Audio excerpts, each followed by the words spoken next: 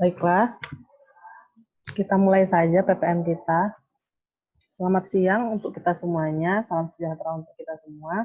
Yang kami hormati Bapak Koordinator Pengawasan IPP, Bapak Saifullah, juga semua rekan-rekan Bapak Ibu, pengendali teknis, rekan-rekan auditor pertama juga auditor pelaksana. Hari ini kita akan mengadakan PPM dengan judul prosedur audit dalam rangka audit pekerjaan konstruksi, di mana pemateri kita ada dua, yaitu Bapak Angga Dena dan Pak Purnomo Aji. Untuk acara pertama, mari kita dengarkan dahulu kata sambutan dari Pak Saifullah. Silakan Bapak. Baik, terima kasih Mbak Riris ya. Saya tidak panjang lebar lah ya sambutannya, biar nanti banyak diisi oleh oleh pemateri ya. Seperti biasa mungkin ini PPM kita rekam ya. Nanti dimasukin di YouTube biar nanti jadi dokumentasi bidang IPP lah. Mungkin kalau perlu kita bikin channel bidang IPP di YouTube kan. Masukin semua di situ aja kan gitu. Nanti kalau aja subscribernya bisa banyak kan bisa dapat bonus nanti. Oke, jadi hari ini baik karena semuanya kami hormati para dalnis yang ada dalnis kan ya mungkin lagi ini. Bu Lia ada Pak.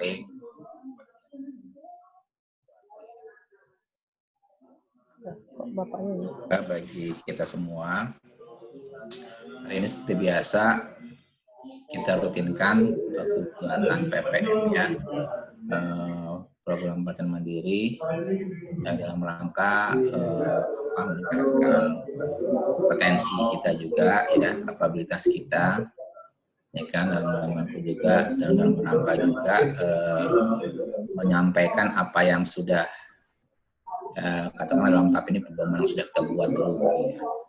Depannya nanti ya silakan ya materi-materi apa nanti yang mau disampaikan, tergantung dari rekan-rekan, tapi saya berharap sih kegiatan ini memang rutin lah ya. Walaupun dalam kondisi COVID ini ya jangan sampai stuck gitu ya, karena dalam rangka juga di samping meningkatkan kapabilitas, kompetensi juga menambah kredit kita ya, pengembangan profesi yang mana memang kalau nggak seperti ini kita bisa kelamaan pangkatnya kan gitu. Apalagi yang sudah delta-deltanya pengendalian teknis ke atas itu tinggi deltanya itu nanti buat pengembangan profesi. Ya jadi terima kasih rekan-rekan telah ikut ya menghadiri kegiatan ini. Nanti untuk absensinya tolong dilampiri ini aja nanti daftar yang hadir di sini gitu. Siap Pak. Oke, terus berarti tinggal satu lagi ya, si Rival ya, yang monitoring yang pengawasan berbasis online ya, nanti silakan diatur kapan ininya. Terus yang kemarin yang timnya Mas Pur juga, manajemen file berbasis online. Itu sudah Pak. Enggak ya, maksudnya timnya ya. Kemarin Aris sama Rido kan. Saya akan pantau terus nih soalnya nih, supaya manajemen file kita tetap jalan gitu loh.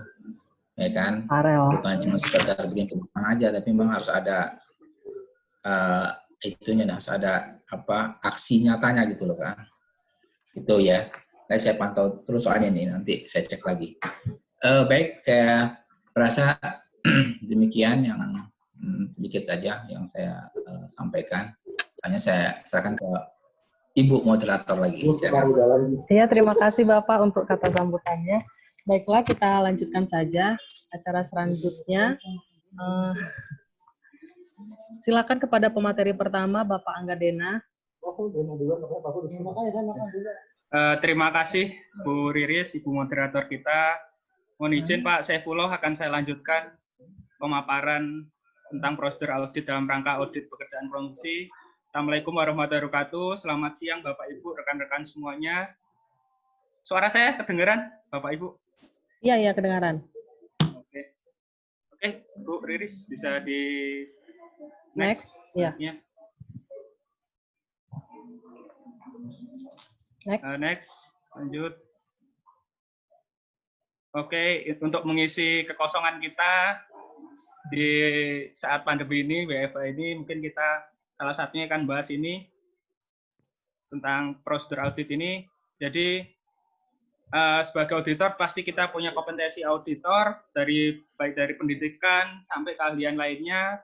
Terus dalam pelaksanaan kegiatan kita atau pengawasan kita pasti punya namanya program kerja penugasan atau program kerja pengawasan. Selanjutnya BPKP salah satu tupoksinya adalah melakukan pengawasan dalam hal pengadaan barang dan jasa.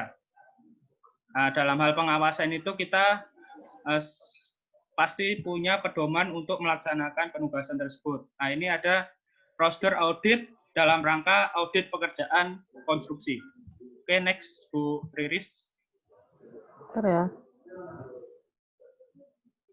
Oke, dasar referensinya yang pertama Perpres nomor 16 tahun 2018 tentang PBJ pemerintah, yang kedua peraturan LKPP nomor 9 2018 tentang PBJ melalui penyedia, yang ketiga peraturan BPKP nomor 3 tahun 2019 tentang pedoman pengawasan intern atas PBJ pemerintah, yang keempat best practice dan kecepatan profesional auditor. Oke. Lanjut, Ibu Riris. Tujuannya adalah untuk membantu dan mempermudah auditor dalam mencapai tujuan penugasan audit intern serta mengurangi terjadinya risiko audit intern.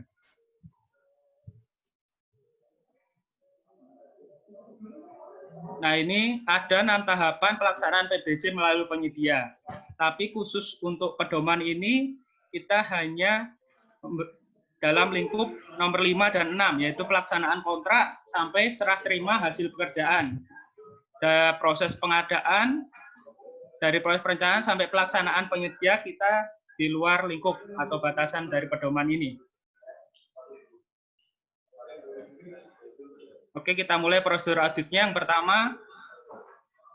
pertama kita harus mengetahui yang namanya jenis kontraknya. Jadi, untuk mengetahui dan meneliti jenis kontrak pekerjaan konstruksi yang dipilih oleh PPK yang akan berpengaruh bagi auditor pada prosedur audit berikutnya.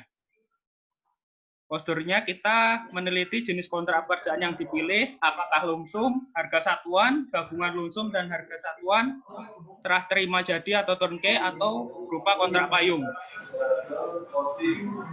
Jadi kita harus tahu jenis kontraknya dulu. Yang kedua, koreksi aritmatik pada evaluasi dokumen penawaran. Tujuannya kita harus untuk melihat kebenaran koreksi aritmatik dan meyakini koreksi aritmatik pada saat evaluasi dokumen penawaran yang dilakukan oleh Komisi Pemilihan telah sesuai dengan ketentuan yang berlaku atau belum. Prosedurnya yang pertama, next. Kita harus melakukan koreksi aritmatik telah sesuai kontrak harga satuan, item pekerjaan satuan pada kontrak gabungan lumsum dan harga satuan, dan kontrak aktif pedagang secara otomatis menggunakan SPSE, yaitu secara elektronik, sistem pengadaan secara elektronik. Terus kita melakukan teliti apakah koreksi aritmatik untuk jenis kontrak harga satuan atau harga kontrak gabungan lumsum dan harga satuan pada bagian harga satuan telah dilakukan dengan ketentuan sebagai berikut. Yang pertama itu volumenya atau jenis pekerjaan yang tercantum dalam daftar kuantitas dan harga disesuaikan dengan tercantum dalam dokumen pemilihan. Apabila terjadi kesalahan, perkalian antara volume dengan harga satuan pekerjaan dilakukan pembetulan dengan ketentuan harga satuan pekerjaan yang ditawarkan tidak boleh diubah. Ketiga, jenis pekerjaan yang tidak diberi harga satuan dianggap sudah termasuk dalam harga satuan pekerjaan yang lain, dan harga satuan pada daftar kuantitas dan harga tetap dibiarkan kosong. Keempat, jenis pekerjaan yang tidak tercantum dalam daftar kuantitas dan harga disesuaikan dengan jenis. Mas Dena, sebentar. Ya, Pak. Ya, kok agak suaranya noise, kenapa ya? Ada itu, Pak. Coba di unmute semuanya, Pak Dedis. Unmute semuanya. Di unmute semuanya, posisi yang lain. Agak noise, berisik. Sudah Saya unmute di-unmute semua. semuanya ya. Mau di-unmute ya, saya unmute juga. Yang belum unmute tolong di-unmute.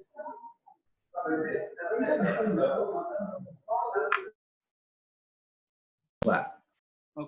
Oke Pak, ya Pak, lebih jelas. Oke.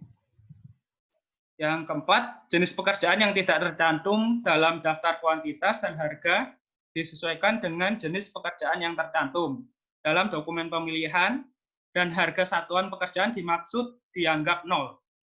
Yang kelima, hasil koreksi aritmatik pada bagian harga satuan dapat mengubah nilai total harga penawaran sehingga urutan peringkat dapat menjadi lebih tinggi atau lebih rendah dari urutan peringkat semula. Oke, selanjutnya, next, Bu Iris.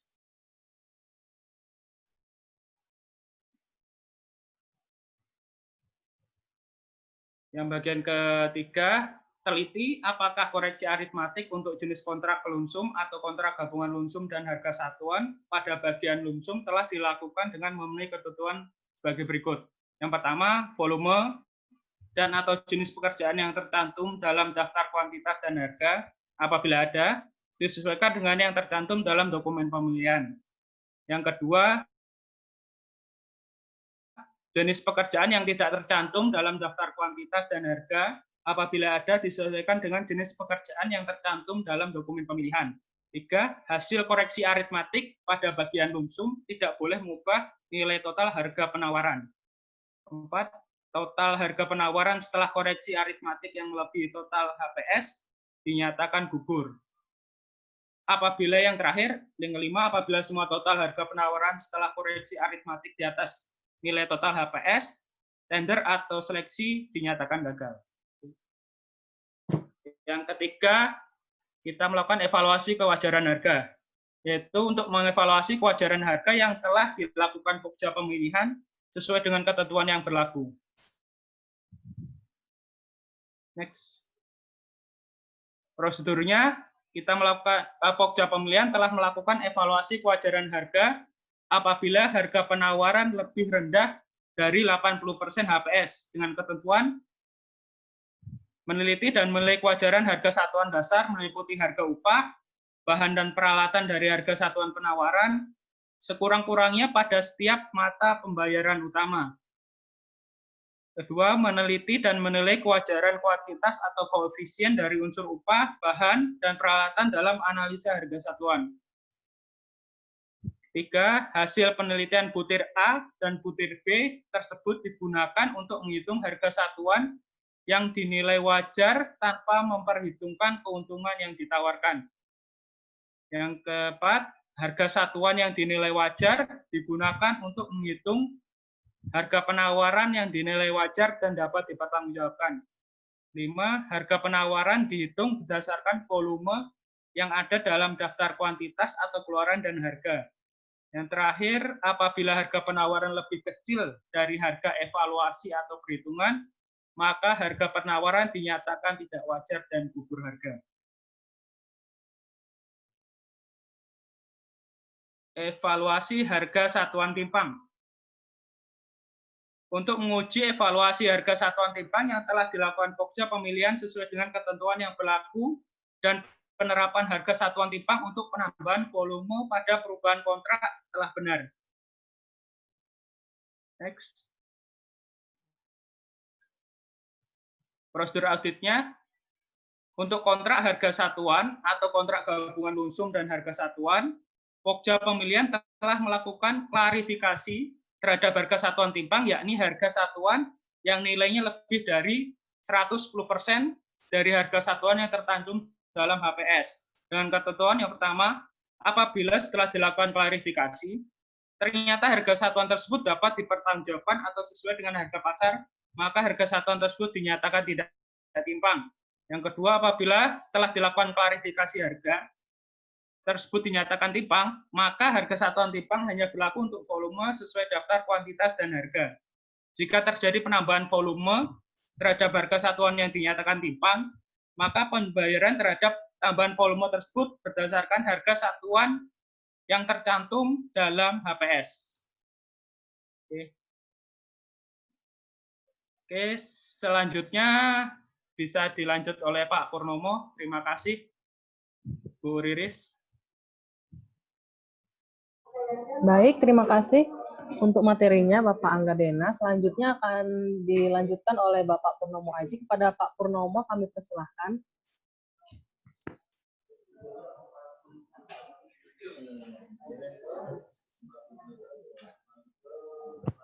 Pak Purnya mana? Aku di belakang. Oh.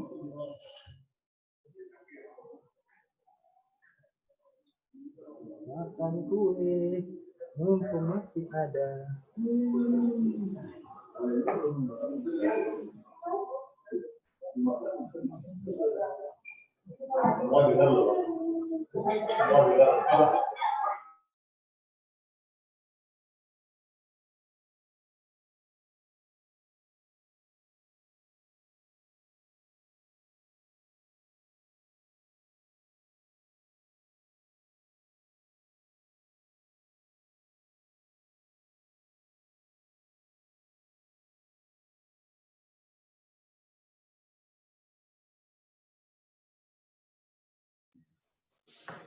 Sebentar ya, ada ini ya, ada kesalahan teknis dari Mas Purnomo nih.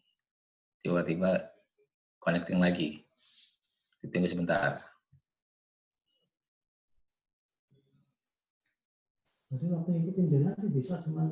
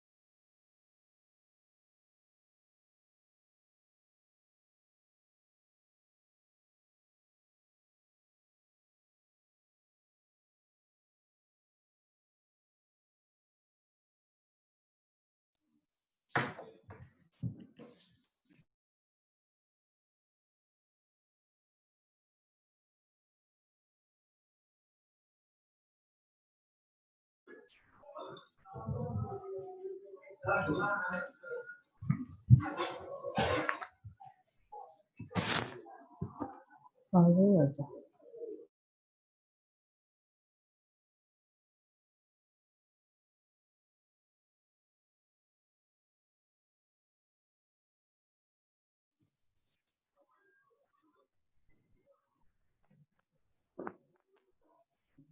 Tunggu sebentar ya Bapak Ibu.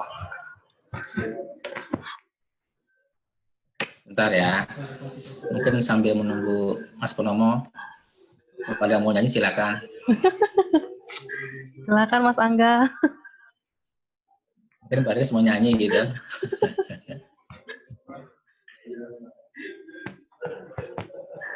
Ayo snacknya silakan dicoba. Snacknya terbatas. Awan. Ada. Oh, ini lagi apa? Gangguan. Baru pas perpindahan, kan perpindahan. Apa? Saya dikirim gambar itu kan. Kita jadi ngeliatin aja dari pandang. Nggak ribet lagi. Tidak bisa. Apakah sudah bisa?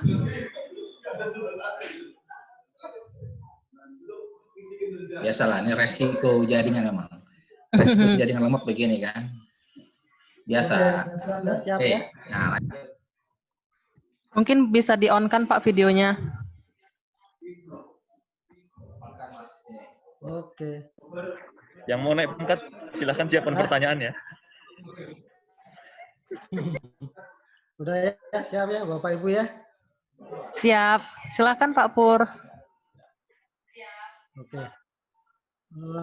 Sebelum saya lanjutkan, mungkin ada sedikit tambahan yang tadi disampaikan oleh Mas Dena ya. mengenai batasan.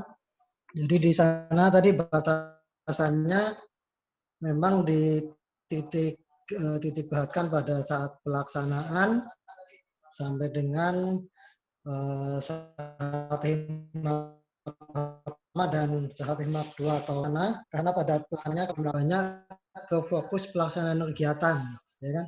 Biasanya katakanlah contoh kita lagi audit DAK itu kan, umpamanya di penugasan di bidang APD, biasanya ada klausul yang di pedoman itu bahwa kita tidak melakukan evaluasi atas pengadaan barang dan jasa. Maka itu karena kita tidak melakukan evaluasi atas pengadaan BPJ, jadi kita lebih fokus ke tahap pelaksanaan. Walaupun sebetulnya tahap pelaksanaan dan serah terima pertama dan kedua juga itu merupakan satu tahapan pelaksanaan PBJ secara umum. Tapi kita fokusnya untuk pedoman ini adalah untuk pelaksanaan dan serah terima pertama dan kedua. Itu batasan pertama. Kemudian batasan yang kedua adalah bahwa pedoman ini dimaksudkan untuk audit selain audit tujuan tertentu. Yaitu audit tujuan tertentu yang sebagaimana kita pahami adalah audit investigatif dan audit PKKN atau penghitungan kerugian keuangan negara. Jadi pedoman ini bisa dipergunakan untuk review, untuk audit, untuk monitoring juga bisa, atau untuk audit PBJ yang lazim. Contohnya katakanlah monitoring DAK dan lain-lain.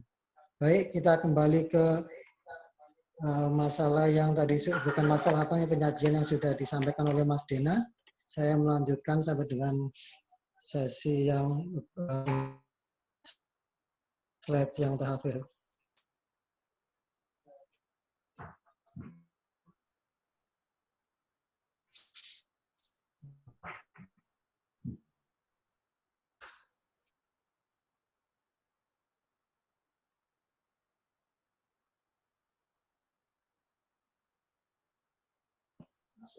Hah?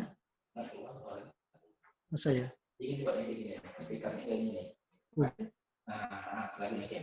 Halo, udah Pak?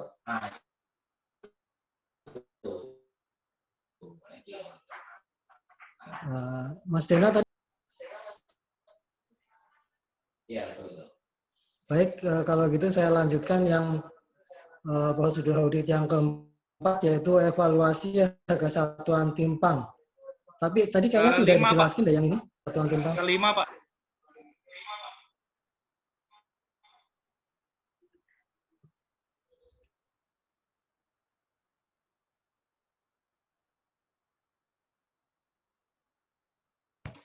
Sudah Pak Pur. Oke ya, lanjut ya, nggak apa-apa. Saya ulang lagi yang ini, nggak apa-apa. Oke, saya ulang evaluasi harga satuan timpang. Jadi tujuan penyusunan program untuk mengevaluasi harga satuan timpang adalah, ini sudah, oke, oh ini jaminan pelaksanaan, baiklah kalau gitu. Tapi sebelum jaminan pelaksanaan mungkin saya ulas sedikit yang kelima, Mbak. Coba kembali yang kelima tadi.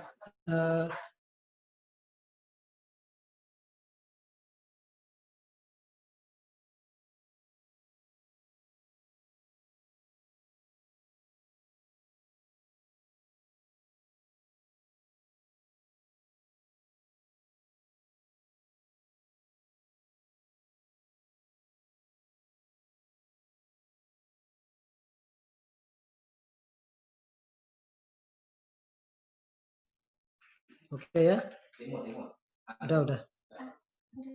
Udah. Halo?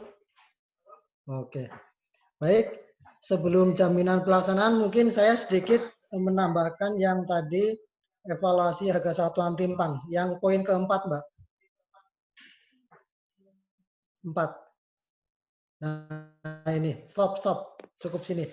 Jadi kenapa ini sangat penting? Karena dalam pelaksanaan beberapa kali saya menemukan bahwa terutama di kontrak untuk harga satuan dan gabungan harga satuan dengan lamsam, itu biasanya untuk yang harga satuan timpang, kalau dia ada volume tambahan di adendum Pak ya, Pak Ibu ya, biasanya dia masih menggunakan harga satuan timpang. Nah, mestinya dalam pelaksanaan seharusnya untuk tambahan volume setelah adendum itu menggunakan harga satuan HPS. Nah, di sini yang perlu kita cermati bahwa dalam pelaksanaan seringkali kita menemukan temuan kelebihan pembayaran daripada harga satuan yang harga satuan timpang. Itu yang perlu kita cermati. Baik, kita lanjutkan lagi di poin yang kelima, Mbak. Lanjut, next.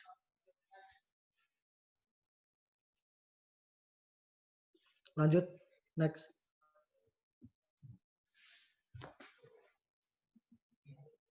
Oke, makasih.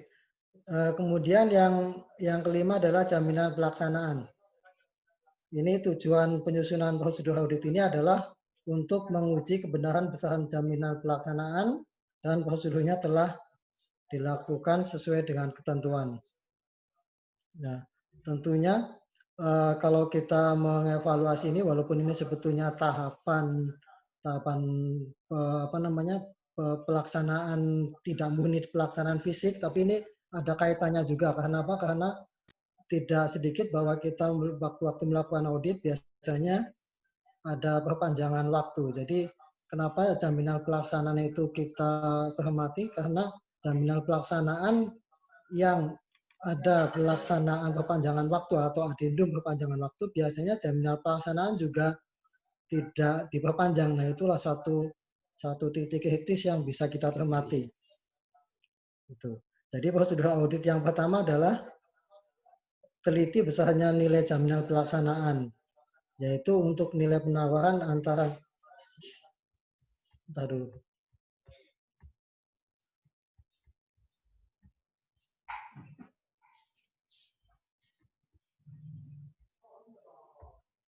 nilai penawaran antara 80 Pak ini. Tampilannya kok kurang bagus. Menghilangkan ini.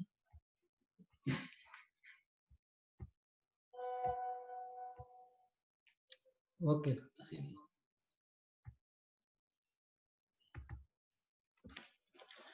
Baik.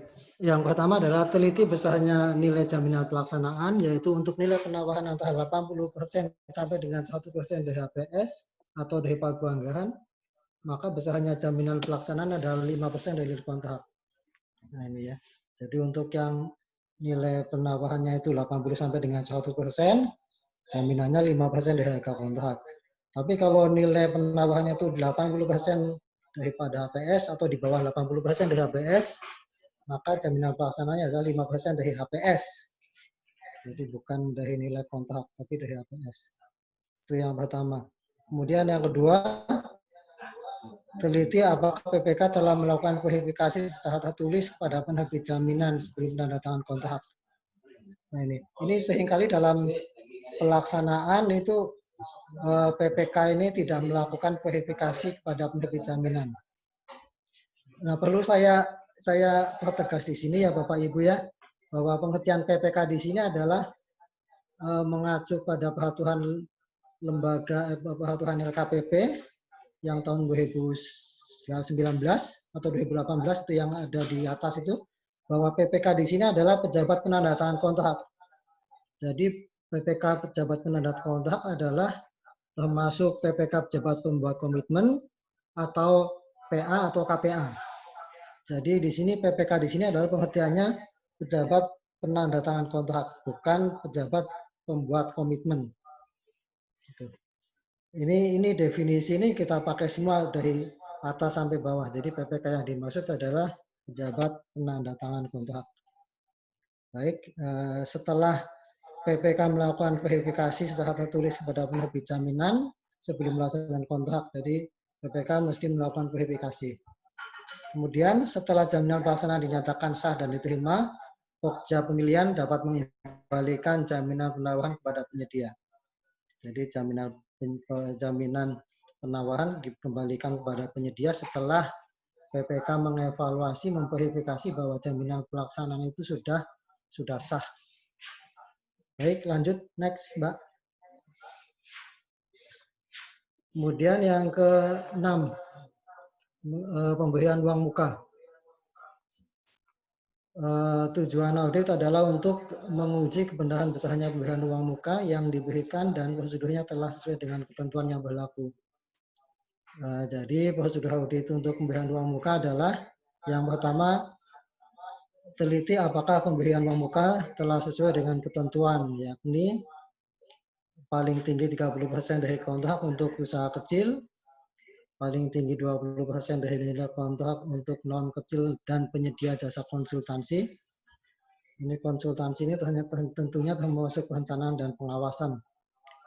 Kemudian ketiga, paling tinggi 15% dari nilai kontrak untuk kontrak tahun jamak atau kontrak yang di atas 1 tahun. Kemudian yang kedua, teliti apakah pemberian uang muka telah dicantumkan pada rancangan kontrak dan terdapat dalam dokumen pemilihan.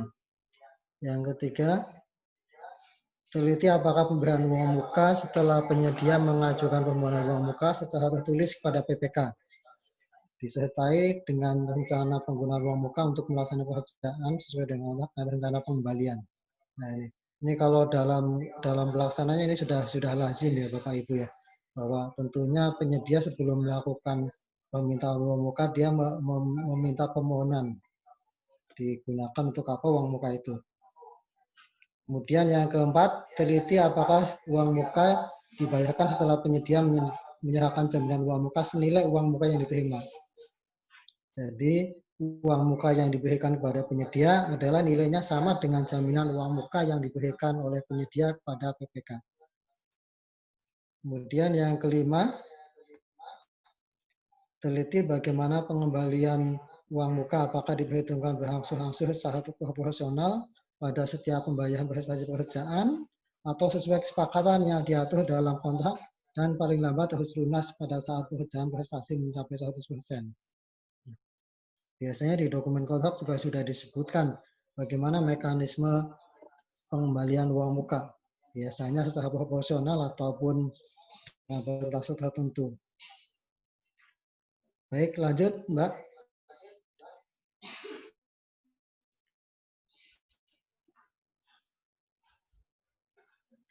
Kemudian yang ke-7, prosedur audit pembayaran prestasi pekerjaan. Tujuannya adalah untuk menguji kebenaran besarnya pembayaran prestasi pekerjaan yang diberikan dan prosedurnya telah sesuai dengan ketentuan yang berlaku. Jadi prosedurnya adalah yang pertama, bahwa prosedur yang dicantumkan ini tentunya untuk meyakini bahwa pembayaran prestasi pekerjaan itu telah dilakukan sesuai dengan ketentuan yang berlaku. Yang pertama adalah pembayaran dilakukan dengan mengacu ketentuan dalam kontrak dan tidak boleh melebihi kemajuan hasil pekerjaan yang telah dicapai dan diterima oleh PPK. Jadi ketentuan dalam kontrak sudah mengacu atau sudah mengatur tentang mekanisme pembayaran dan pembayaran tidak boleh melebihi kemajuan hasil pekerjaan. Kemudian yang kedua, pembayaran dilakukan terhadap pekerjaan yang sudah terpasang dan tidak termasuk bahan atau material dan peralatan yang ada di lokasi pekerjaan. Jadi kenapa klausul ini dalam peraturan itu dicantumkan?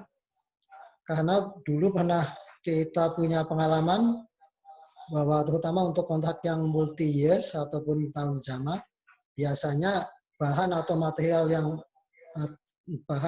dan peralatan yang ada di lokasi biasanya bisa diperhitungkan dalam progres fisik. Makanya di sini nyata-nyata dipertegas bahwa progres fisik itu tidak bisa dihitung seandainya bahan atau material dan peralatan itu masih ada di lokasi. Artinya belum terpasang. Dia hanya ada di lokasi tapi belum dipasang. Jadi itu pentingnya klausul yang ini. Kalau dulu dalam beberapa kontrak tahun jamak biasanya terutama untuk yang bersumber dari bantuan luar negeri, itu material yang tidak terpasang itu masih bisa diperhitungkan di progres fisik dengan memperhitungkan istilahnya MOS, material on-site. Tapi dalam ketentuan yang baru ini, MOS itu tidak diperhitungkan dalam visi pekerjaan yang berpasang. Baik, yang berikutnya, yang C atau yang ketiga, pembayaran dilakukan dengan sistem bulanan atau sistem termin atau pembayaran secara sekaligus setelah kemajuan hasil pekerjaan dinyatakan diterima sesuai ketentuan dalam kontrak. Ini ya. Jadi pembayaran bisa bulanan atau bisa sesuai dengan termin atau secara sekaligus sesuai dengan yang diatur dalam kontrak. Kemudian yang D, pembayaran bulanan atau termin dipotong angsuran uang muka, uang retensi adalah pengertian uang retensi di sini adalah untuk pekerjaan yang mensyaratkan masa pemeliharaan dan pajak. Untuk pembayaran akhir dapat ditambahkan potongan denda bila ada. Jadi kalau kita pada akhir periode serah terima pertama atau official handover atau PHO itu ada pekerjaan yang belum diselesaikan, maka pembayaran termin yang terakhir bisa diperhitungkan dengan denda.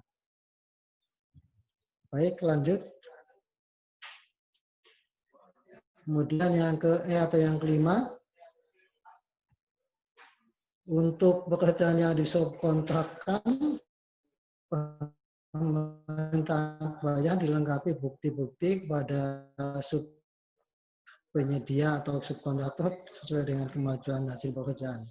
Nah, ini juga perlu kita cermati sampai sejauh sedetil ini. Kalau kita melakukan evaluasi, kita hanya terbatas pembayaran itu sesuai jumlah SPM atau SP2D sesuai dengan jumlah kontrak secara total. Padahal di dalam kontrak itu biasanya ada subkon. Nah, prosedur ini mensyaratkan kepada kita bahwa kita semestinya juga melakukan evaluasi berapa sebetulnya pembayaran kepada subkon. Apakah sesuai dengan kemajuannya atau tidak. Ini yang perlu kita cermati. Kemudian yang F, jika jumlah permintaan pembayaran 100%, maka teliti masa berlaku jaminan pemeliharaan, yaitu sejak serah terima pertama. Tampilannya maaf Mbak.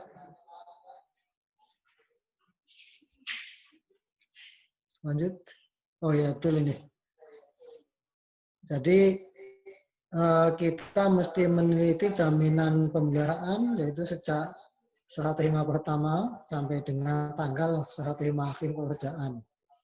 Jadi jaminan pemeliharaan adalah sepanjang masa pemeliharaan.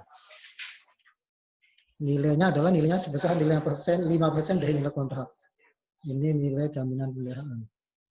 Kemudian yang G, dikecualikan pembayaran dapat dilakukan sebelum prestasi pekerjaan diterima atau terpasang untuk yang pertama, pengadaan barang atau jasa yang karena sifatnya dibayar terlebih dahulu sebelum barang jasa diterima. Kemudian yang kedua, pembayaran barang atau material yang menjadi bagian dari hasil pekerjaan yang akan serah terimakan namun belum terpasang. Kemudian yang ketiga, pembayaran pekerjaan yang belum selesai 100% pada saat batas akhir pengajuan pembayaran dengan menyerahkan jaminan atas pembayaran. Nah, tentu klausul-klausul yang dikecualikan ini lazimnya dicantumkan juga dalam dokumen pemilihan atau dokumen kontrak. Jadi kalau tidak dicantumkan, tentu kita harus mengevaluasi lebih dalam apakah pembayarannya juga sesuai dengan klausul atau tidak. Baik, lanjut, Mbak. Kemudian yang ke-8 adalah perubahan kegiatan pekerjaan. Tujuan kita melakukan audit program atau melakukan pengujian ini adalah untuk menguji prosedur perubahan kegiatan pekerjaan telah sesuai dengan ketentuan yang berlaku. Nah, mungkin kita sebelum saya bahas tentang prosedur audit, bahwa kita biasanya yang selama ini kita pahami adalah perubahan kegiatan pekerjaan biasanya ada 3 istilah di sana. Yang pertama ada kita mengenal istilahnya CCO atau Contract Change Order atau istilahnya berita acara tambah kurang. Kemudian yang kedua ada istilah addendum. Kemudian yang ketiga ada istilah amandemen. Jadi ketiga istilah ini sebetulnya sama-sama mengenai perubahan kegiatan pekerjaan atau istilahnya ya ada yang bilang tambah kurang, ada yang bilang perubahan, tapi intinya ketiga istilah itu sebetulnya sama. Hanya di Perpres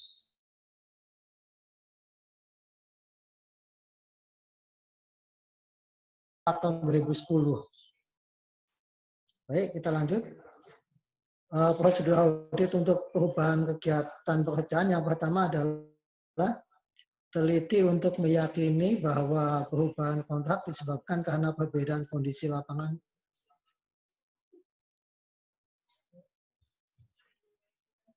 Ulang. Nah, ini betul. Stop.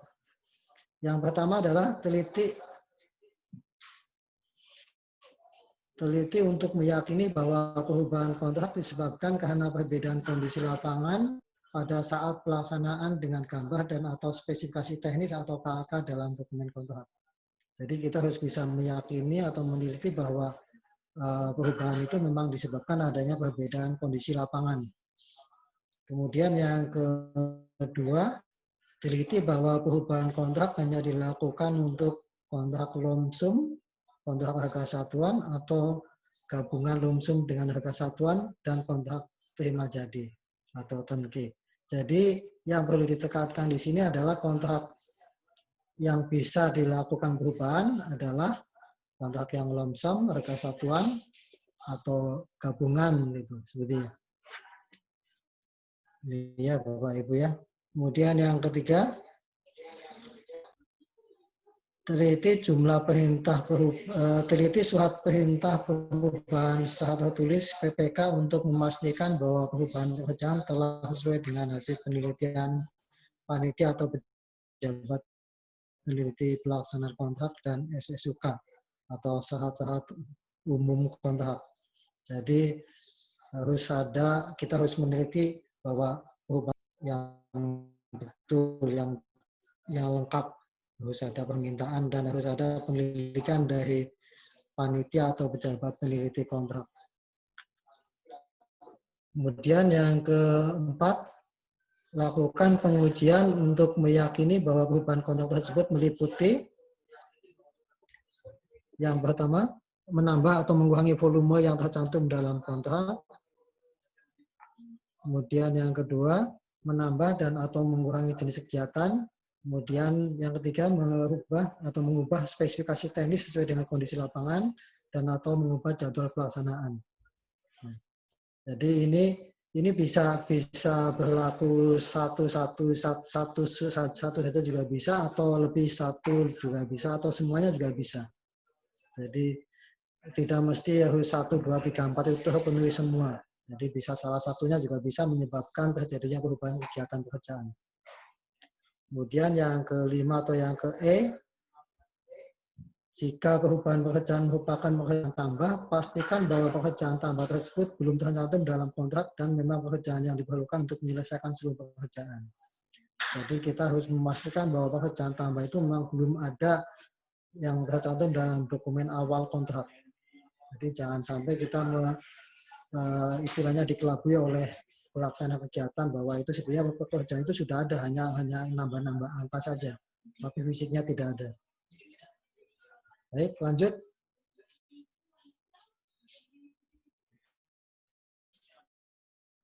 Kemudian yang ke F, teliti bahwa pekerjaan tambahan tidak melebihi 10% dari harga yang tercantum dalam kontrak awal dan tersedia anggaran untuk pekerjaan tambah.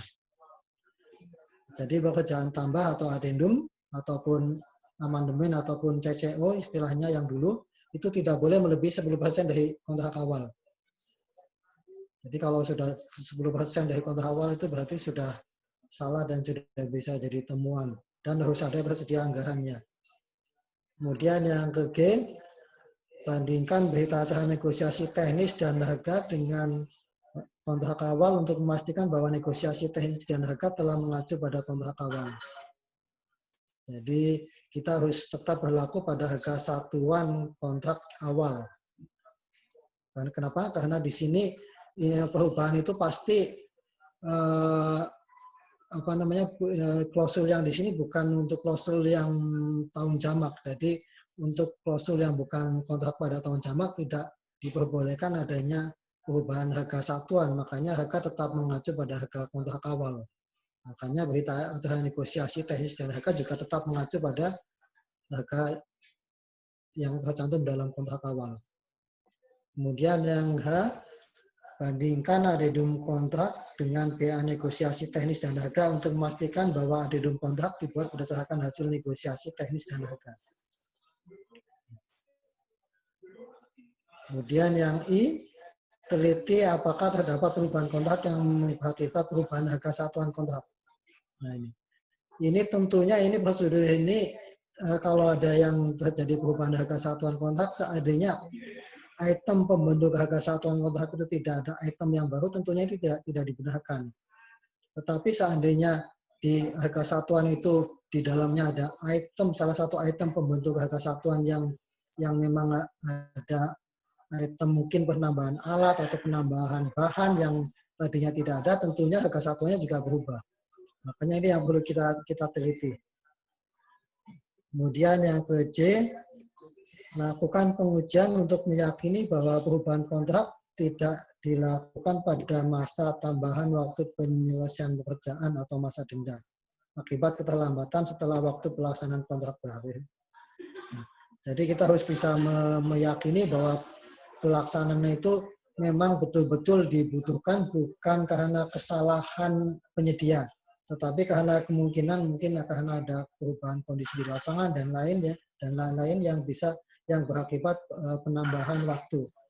Jadi penambahan waktu itu betul-betul karena alasan lapangan atau alasan kondisi di lapangan, bukan karena kesalahan penyedia, karena dia sebetulnya terlambat penyelesaian atau karena keterlambatan atau kena denda.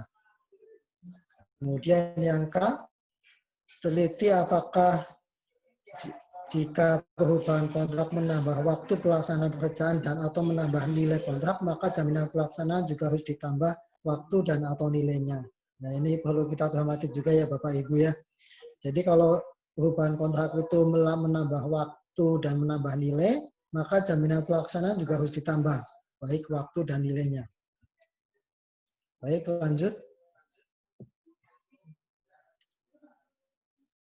Kemudian yang prosedur yang ke-9 adalah kita menilai kemajuan pelaksanaan pekerjaan.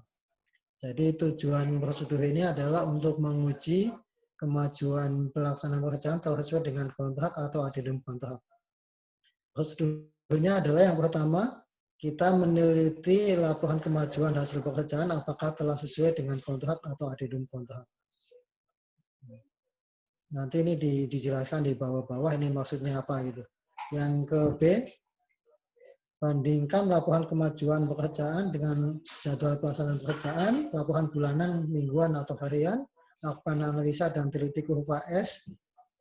Jika terdapat perbedaan kemajuan pekerjaan antara rencana dengan realisasi, teliti perbedaan tersebut dan dapatkan penjelasan dari PPK atau pengawas pekerjaan. Kurva S itu kenapa disebut kurva S? Karena lazimnya itu pelaksanaan pekerjaan itu berpola seperti huruf S.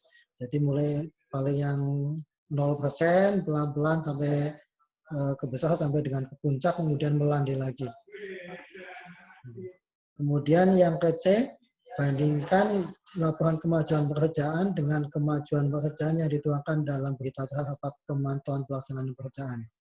Jika terdapat perbedaan, teliti perbedaan tersebut dan dapatkan penjelasan kepada PPK atau pengawas pekerjaan.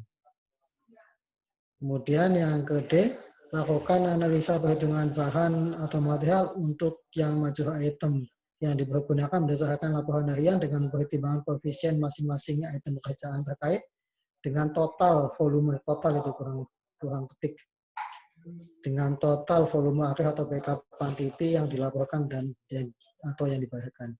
Jadi butuh yang ini adalah maksudnya bahwa untuk kegiatan-kegiatan yang ataupun item pekerjaan yang nilainya besar atau major item, itulah sebaiknya kita bisa mengevaluasi berapa perhitungan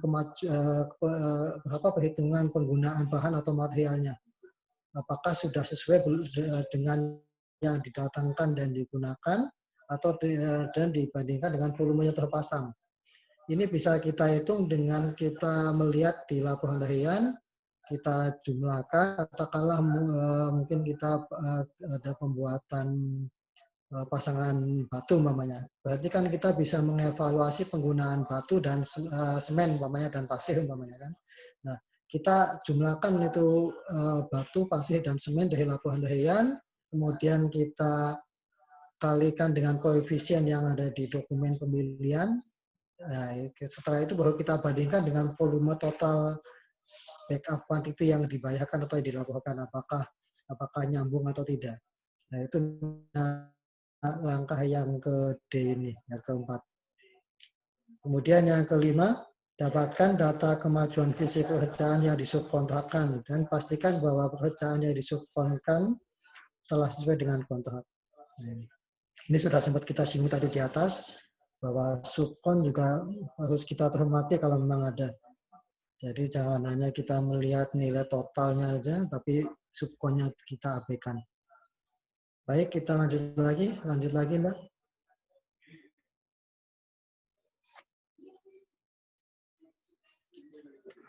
Perpanjangan waktu pelaksanaan pekerjaan. Prosedur yang ke-10 ini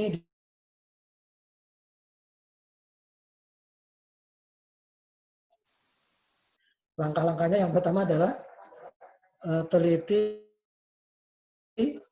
usulan perpanjangan yang diajukan secara tertulis oleh penyedia beserta dokumen pendukungnya, termasuk justifikasi teknis dari konsultan pengawas untuk meyakini bahwa perpanjangan waktu bukan karena kesalahan penyedia. Nah, ini tadi sudah sempat saya singgung bahwa perpanjangan waktu terus kita evaluasi, termasuk justifikasi dari konsultan pengawas juga kita perlu evaluasi juga untuk meyakini bahwa perpanjangan waktu itu bukan karena kesalahan penyedia, tapi mungkin karena perbedaan kondisi perencanaan dengan kondisi di lapangan, atau mungkin permintaan tambahan dari pihak pemberi pekerjaan atau PPK dalam hal ini.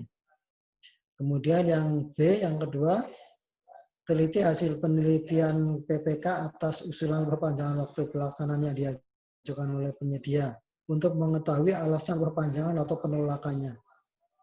Nah ini, kita harus mengevaluasi juga alasan perpanjangan atau penolakannya kalau memang ditolak. Kemudian yang ketiga, teliti alasan diterima atau ditolaknya perpanjangan dengan dokumen pendukungnya untuk memastikan bahwa alasan perpanjangan penolakan tersebut sesuai dengan kontrak dan telusuri alasan pengajuan perpanjangan ke laporan harian untuk memastikan kesesuaian alasan dengan kondisi yang dilaporkan dalam laporan harian. Mestinya dokumen-dokumen yang kaitannya dengan perpanjangan waktu juga ada dicantumkan di laporan harian. Jangan sampai di laporan harian menyatakan sudah selesai ataupun sudah tidak ada aktivitas, tapi kok ada perpanjangan, itu kan juga aneh. Berarti sesuatu yang sebetulnya tidak perlu perpanjangan, tapi dimintakan perpanjangan. Makanya inilah perlunya kita mengevaluasi sampai ke laporan harian untuk perpanjangan waktunya. Baik, lanjut. Aspek ketepatan kualitas. Tujuannya adalah untuk menguji kualitas pengadaan barang dan jasa telah memenuhi persyaratan kontrak atau addendum kontrak. Langkah-langkah ataupun prosedur auditnya adalah yang pertama, kita menganalisis dokumen kontrak untuk mengetahui persyaratan kualitas barang jasa yang diperjanjikan dalam kontrak. Jadi kita harus mengevaluasi persyaratan kualitas BBJ yang ada di dokumen.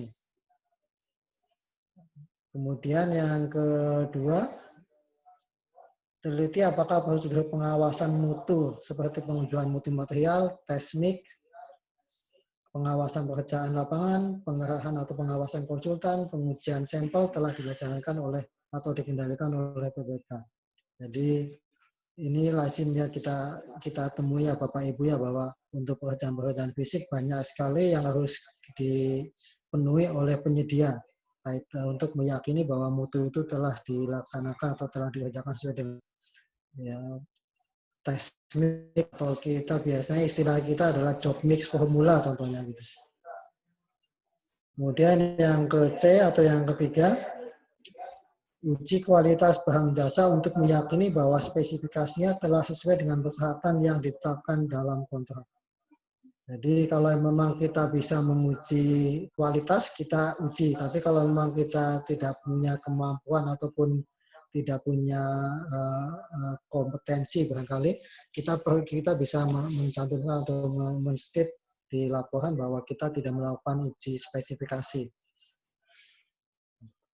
Kemudian yang ke D, yakinkan kesesuaian kualitas bahan atau jasa. Pengujian dapat juga dilakukan dengan konfirmasi kepada unit atau barang yang telah dibeli. Jadi kita dalam prosedur ini kita diminta untuk melakukan kesesuaian kualitas. Jika dimungkinkan juga kita bisa melakukan konfirmasi kepada pihak pemakai. Kemudian yang ke E, dapatkan sertifikat operasional untuk memastikan keaslian bahan pabrikan.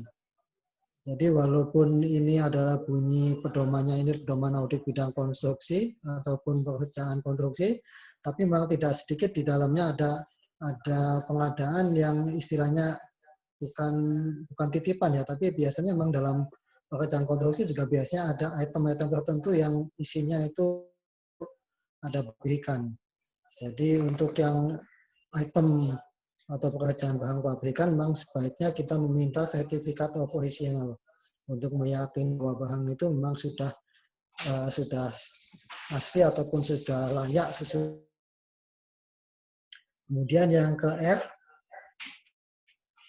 khusus untuk bahan-bahan tertentu, yakinkan bahwa dalam kontrak telah dipersyaratkan untuk dilakukan uji kelaikan. Apabila dapatkan berita acara atas pengujian kelaikan tersebut. Nah, istilahnya kalau kita pahami selama ini adalah commissioning. Uji laiknya udah bisa dilaksanakan, udah bisa dimanfaatkan. Baik, lanjut.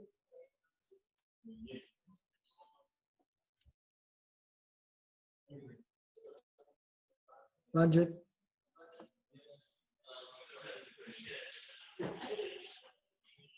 Kemudian yang ke-12 adalah serah terima pertama pekerjaan atau professional handover atau PHO.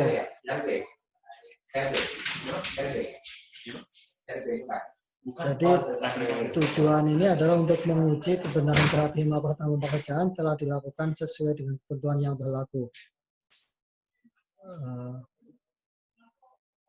Jadi tahapan serah terima pertama pekerjaan atau PHO yang pertama adalah penyedia mengajukan permintaan tertulis kepada PPK. Jadi langkah awal sebelum melakukan pemeriksaan fisik oleh pihak PPK ataupun oleh pihak terkait adalah adanya pengajuan tertulis dulu dari pihak penyedia untuk dilakukan serah terima pertama pekerjaan. Itu yang pertama. Kemudian yang kedua, PPK melakukan pemeriksaan terhadap hasil pekerjaan. Tim ahli dan tim teknis. Pemeriksaan dilakukan terhadap kesesuaian hasil pekerjaan terhadap kriteria atau spesifikasi yang tercantum dalam kontrak. Jadi yang perlu kita tegaskan dan kita pahami bahwa yang bertanggung jawab atas fisik pekerjaan adalah PPK atau pejabat penandatangan kontrak, bukan panitia pemeriksa hasil pekerjaan atau PPHP. Selama ini kalau ketentuan yang lama memang yang bertanggung jawab itu PPHP. Tapi kalau Perpres yang Perpres 16 tahun 2018 yang bertanggung jawab atas fisik adalah PPK. Jadi PPK yang melakukan pemeriksaan fisik. Kalau seandainya PPK merasa tidak sanggup atau tidak mempunyai kemampuan, maka PPK bisa menghandle atau minta bantuan konsultan pengawas atau ahli atau tim teknis. Kemudian yang C atau yang ketiga, apabila dalam pemeriksaan hasil pekerjaan tidak sesuai dengan ketentuan yang tercantum dalam kontrak dan atau cacat hasil pekerjaan, PPK memerintahkan penyedia untuk memperbaiki dan atau melengkapi kekurangan pekerjaan. Nah, kita waktu melakukan evaluasi juga harus meminta dokumen ini, bahwa betul nggak pada saat pemeriksaan itu memang sudah sempurna semua atau ada kecacatan atau ada kerusakan. Nah, seandainya ada kecacatan atau ada kerusakan, tentunya PPK wajib memerintahkan kepada penyedia untuk memperbaikinya atau melengkapinya. Baik, lanjut. Kemudian yang keempat, apabila dalam pemeriksaan hasil pekerjaan telah sesuai dengan ketentuan yang dia cantumkan dalam kontrak, maka PPK dan penyedia menandatangani BAST, berita serah terima. Jadi kalau sudah sesuai dengan dokumen, sudah sesuai fisik dengan dokumen kontrak, baru bisa dilakukan penandatanganan BAST. Setelah penandatanganan BAST, PPK menyerahkan hasil pekerjaan kepada PA atau KPA. Jadi setelah BAST baru PPK itu menyerahkan barang kepada PA atau KPA. Ini yang prosedur yang semestinya begini. Kemudian yang berikutnya, PA atau KPA meminta PJHP atau pejabat pemeriksa hasil pekerjaan atau PPHP, panitia pemeriksa hasil pekerjaan, untuk melakukan pemeriksaan administrasi terhadap barang atau hasil pekerjaan yang diserah terimakan. Jadi PJPHP atau PPHP itu hanya memeriksa kelengkapan administrasi saja. Jadi PJPHP atau PPHP itu tidak bertanggung jawab atas pemeriksaan fisik pekerjaan. Dia hanya bertanggung jawab atas pemeriksaan administratif atau kelengkapan dokumen. Mungkin berupa SPL drawing, ada foto, ada laporan-laporan, mungkin ada jaminan pemeliharaan, dan lain-lain. Kemudian yang B atau yang berikutnya adalah PJPHP atau PPHP melakukan pemeriksaan administratif proses pengadaan barang atau jasa sejak perencanaan pengadaan sampai dengan serah terima hasil pekerjaan. Meliputi, nah ini dokumen yang diperiksa oleh PPHP atau PJHP ini.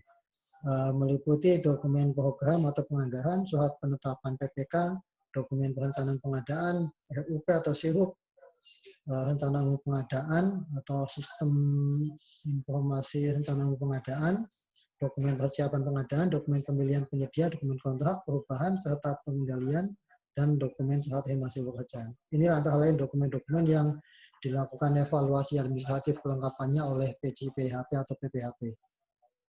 Kemudian yang H, apabila hasil pemeriksaan administrasi ditemukan ketidaksesuaian atau kekurangan, PJPHP atau PPHP melalui PA atau KPA memerintahkan PPK untuk memperbaiki dan atau melengkapi kekurangan dokumen tersebut, dokumen administrasi tersebut. Kemudian yang I, hasil pemeriksaan administrasi dituangkan dalam BA, berita acara pemeriksaan.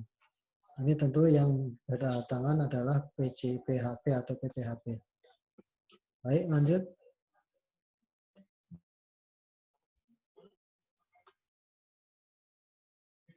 Kemudian yang ke-13 adalah serah terima akhir pekerjaan atau final handover atau FHO. Tujuannya adalah untuk menguji kebenaran serah terima akhir pekerjaan telah dilakukan dan sesuai dengan ketentuan yang berlaku.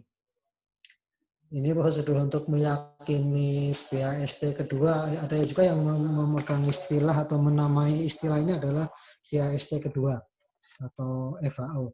Yang pertama adalah penyedia wajib memelihara hasil pekerjaan selama masa pemeliharaan sehingga kondisi tetap seperti pada penyerahan pertama pekerjaan dinyatakan selesai 100%. Jadi penyedia wajib pada saat tanggal BAST kedua, kondisinya harus sama dengan pada saat BAST pertama. Itu maksud dari butir yang A ini. Jadi kondisi fisik harus sama dengan kondisi pada saat serah terima pertama pekerjaan. Kemudian yang kedua, setelah masa pemeliharaan berakhir, penyedia mengajukan permintaan secara tertulis kepada PPK untuk penyerahan akhir pekerjaan. Yang ketiga, PPK menerima penyerahan hasil akhir pekerjaan setelah penyedia melaksanakan semua kewajibannya selama masa pemeliharaan dengan baik. PPK wajib melakukan pembayaran dari sisa nilai kontrak yang belum dibayarkan atau mengembalikan jaminan pemeliharaannya. Lanjut.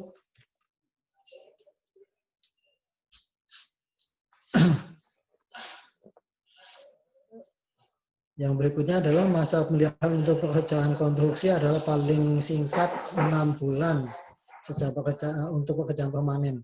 Jadi untuk pekerjaan yang sifatnya permanen, masa pemeliharaannya adalah 6 bulan. Dan untuk pekerjaan yang semi permanen adalah masa pemeliharaannya 3 bulan. Masa pemeliharaan dapat melampaui tahun anggaran. Jadi masa pemeliharaan tidak terpaku pada sampai dengan tanggal 31 Desember tahun yang bersangkutan. Kemudian yang berikutnya, apabila penyedia tidak melaksanakan kewajiban pemeliharaan sebagaimana mestinya, maka PPK berhak untuk tidak membayar retensi atau mencairkan jaminan pemeliharaan untuk membiayai perbaikan atau pemeliharaan. Serta penyedia dikenakan sanksi daftar hitam.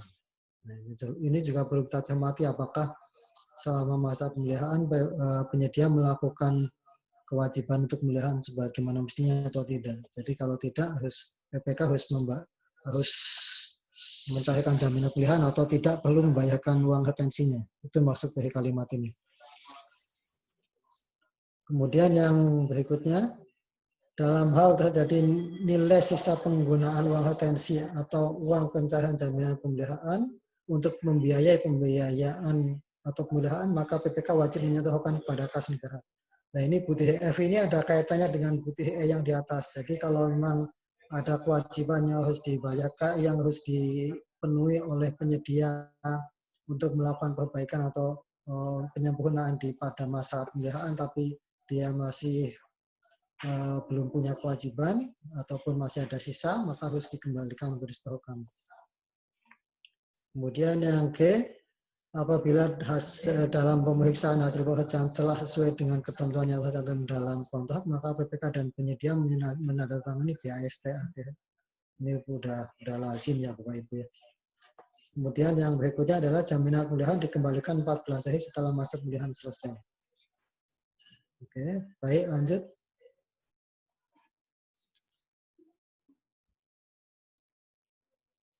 Nah ini prosedur yang terakhir yaitu masalah pemeriksaan fisik.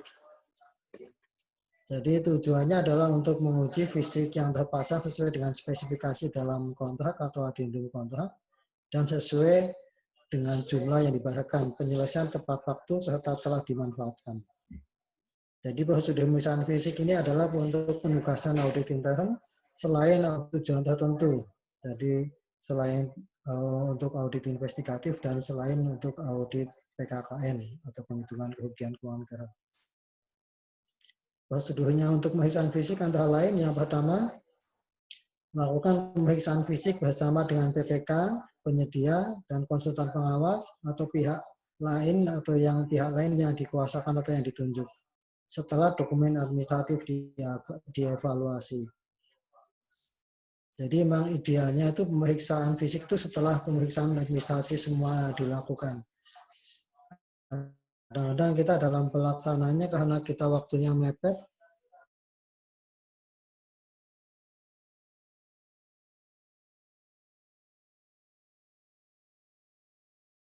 ataupun dari pihak mereka. Jadi untuk kita mengurangi celah untuk kita mengevaluasi administrasi.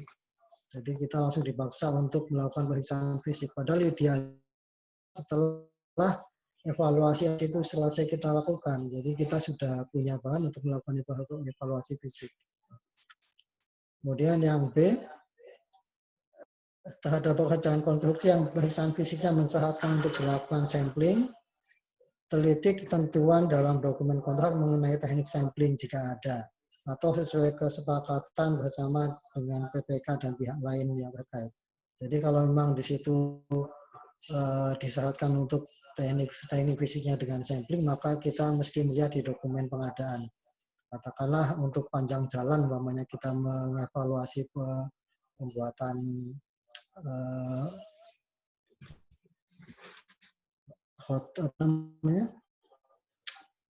pengaspalan, jadi kita harus mengevaluasi tiap berapa meter kita melakukan koordil, atau 50 ataupun 100 ataupun berapa, itu sesuai dengan dokumen kontrak. Kalau tidak ada dicantumkan, maka kita buat kesepakatan aja dengan pihak PPK. Itu maksudnya. Kemudian yang ketiga, lakukan pengukuran volume fisik dan bandingkan dengan volume yang ada di as-built drawing atau gambar jadi dan backup quantity. Jadi kita dalam melakukan fisik, kita idealnya juga selain kita melakukan pemeriksaan fisik, katakanlah volume panjang, lebar, tinggi, ataupun kedalaman, kita juga melakukan evaluasi dokumen. Evaluasi dokumen yang kita butuhkan adalah gambar jadi atau is-build drawing dan backup data quantity. Itu idealnya kalau pas kita melakukan pemeriksaan fisik.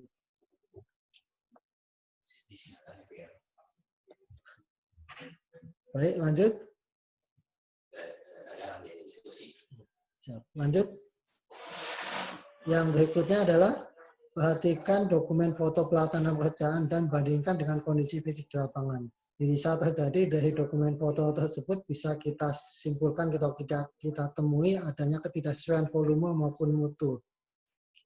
Jadi ada kalanya dari pemeriksaan dokumen fisik yang berupa foto pun kita bisa menemukan adanya ketidaksesuaian volume ataupun mutu. Beberapa kali kita temui permasalahan yang seperti ini. Jadi dari foto pun kita bisa dapat temuan lah, katakanlah begitu. Kemudian yang berikutnya, beberapa tips sederhana untuk bisa membantu auditor adalah, ini contoh dari istilahnya, mohon maaf ini pengalaman saya lah katakanlah gitu kan. Ini contohnya adalah volume irisan. Ini saya nggak tahu kalimat ataupun kata yang saya pakai itu pas atau tidak, tapi intinya adalah volume irisan itu maksudnya katakanlah ada pembuatan pembetonan. Nah itu volume pembetonan kan biasanya nanti saya, jadi volume panjang dan lebar aja, padahal di situ ada pertemuan antara panjang dan lebar di tengah-tengahnya gitu maksudnya. Jadi mestinya volume irisan itu kita koreksi gitu. Kadang-kadang di pelaksananya langsung aja dikalikan semua, panjang kali lebar kalikan total semua berapa item katakanlah. Harusnya di masing-masing pertemuan itu atau volume irisan itulah kita koreksi gitu. Itu maksudnya. Kemudian yang kedua adalah sisa material. Ada kalanya kita menemukan kasus bahwa sisa material itu menunjukkan bahwa material itulah yang terpasang. Contohnya katakanlah pembuatan lantai keramik. Jadi kita keramik kan nggak bisa kita lihat itu kualitas ataupun mutu ataupun mereknya yang dipasang itu apa. Katakanlah selevel ataupun sekualitas Asia Tile umpamanya atau sekualitas apalah. Nah, dari sisa material yang katakanlah di gudang ataupun di tempat sampah umpamanya itu bisa kita evaluasi, oh ternyata keramik yang dipakai itu tidak sesuai dengan spek, itu contohnya. Kemudian yang berikutnya, bagian dari fisik yang masih bisa terlihat atau tidak tertutup. Nah, ini juga bisa kita jadikan salah satu tips. Contohnya katakanlah pembesian. Biasanya bagian atas pembesian atau bagian samping pembesian ada yang sisa yang tidak tertutup. Nah, itu bisa menunjukkan bahwa ukuran besi yang dipasang itu seperti itu. Apakah itu bisa sesuai nggak dengan dokumennya? Itu maksudnya. Kemudian yang berikutnya, pelajari laporan konsultan pengawas, terutama catatan mengenai kekurang sempurnaan pekerjaan. Apakah seluruhnya telah ditindaklanjuti oleh penyedia? Nah, ini juga kita perlu mengevaluasi ya kalau saat pemeriksaan fisik. Kita perlu juga mengevaluasi laporan dari konsultan pengawas. Apakah ada catatan-catatan kurang sempurna dan lain-lain. Apakah ini sudah ditindaklanjuti atau belum oleh penyedia. Kemudian yang berikutnya, jika pemeriksaan fisik dilaksanakan pada masa pemeliharaan atau sebelum serah terima akhir pekerjaan atau sebelum FAO, pastikan kondisi fisik harus sesuai pada saat pekerjaan pertama, serah terima pertama. Jadi seandainya ada ketidaksesuaian, maka penyedia berkewajiban mengembalikan sesuai kondisi 100%. Jadi kalau kita memeriksanya pada saat masa pemeliharaan dan kondisi fisiknya tidak sesuai dengan masa PHO atau serah terima pertama, maka kita mempunyai kewajiban untuk memerintahkan PPK untuk memerintahkan pada penyedia untuk penyedia mengembalikan sesuai dengan kondisi pada saat PHO. Itu maksudnya dari kalimat ini. Kemudian yang selanjutnya, lakukan pengujian, misalnya dengan analisa dokumen, foto, wawancara kepada pengguna barang, jasa, atau masyarakat sekitar mengenai waktu penyelesaian fisik konstruksi. Jadi alangkah baiknya juga kita melakukan analisa dokumen atau foto atau wawancara kapan penyelesaian fisik itu untuk menguji atau meyakini pada kita bahwa pelaksanaan fisiknya itu penyelesaiannya telah sesuai dengan dokumen kontrak atau tidak. Kemudian yang berikutnya, lakukan pengujian untuk memastikan bahwa hasil pekerjaan konstruksi telah dimanfaatkan sesuai dengan, lanjut, sesuai apa nih? Oh, kalimatnya enggak, maaf ini kalimatnya yang tadi kalimat hari enggak cetak semua di sini. Intinya adalah hasil pemeriksaan fisik telah dimanfaatkan, itu butir pertamanya, butir yang kami maksudkan. Jadi pelaksanaan telah dilakukan atau telah dimanfaatkan. Demikian Bapak Ibu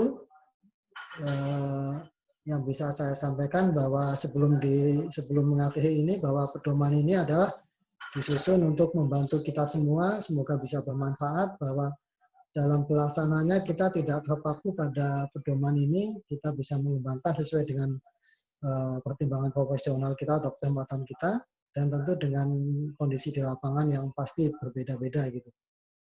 Demikian yang bisa saya sampaikan, mohon maaf bila ada hal-hal yang tidak berkenan. Terima kasih, saya kembalikan kepada Mbak MC, Mbak Host. Terima kasih. Assalamualaikum warahmatullahi wabarakatuh.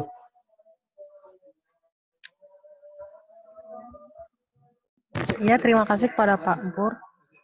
Mungkin kita pause dulu ya, lagi azan.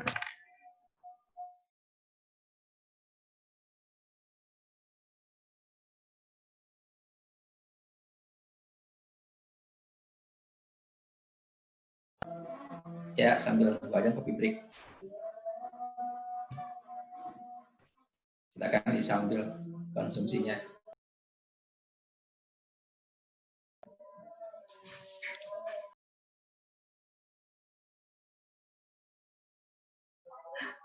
Mungkin saya sendiri atau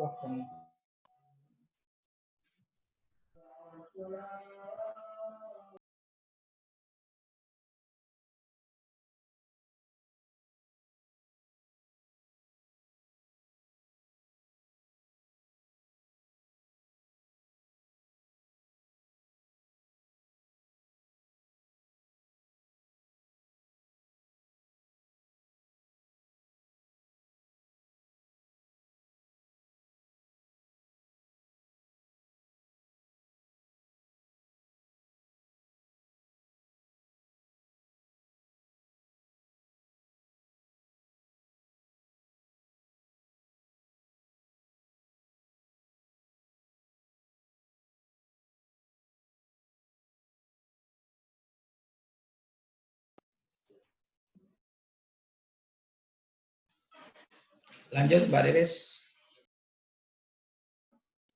Sebentar aja, Bang, sebentar aja ya. Iya. Terima kasih kami sampaikan kepada Pak Purnomo dan Pak Anggadena atas materinya. Berikutnya kita lanjut saja ke sesi tanya jawab. Silakan bagi yang Bapak Ibu yang ingin bertanya, boleh raise hand atau ditulis di grup chatnya.